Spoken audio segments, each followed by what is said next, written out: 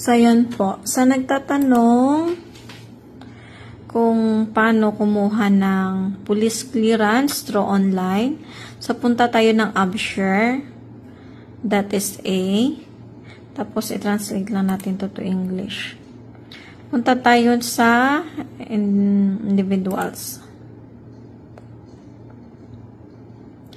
Tapos, click na natin English.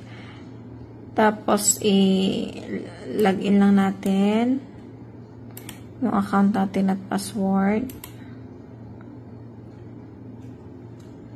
Then, magsasend po ng code sa phone nyo. Lagay nyo lang.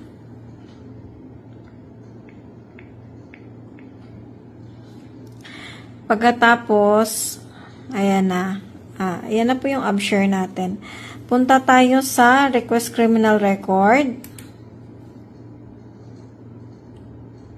Tapos, click lang natin dito. Kahit ano pwedeng issue permit. Okay. Then, next lang. Ayan, magbabayad tayo ng 57 SR 50, then 7 yung tax. Pay lang po natin.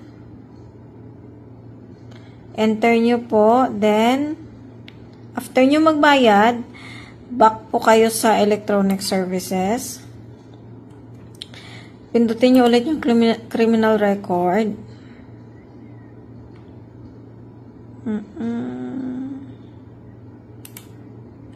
Back tayo.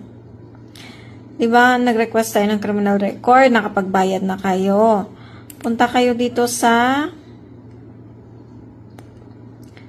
View Previous Report. Ito pa.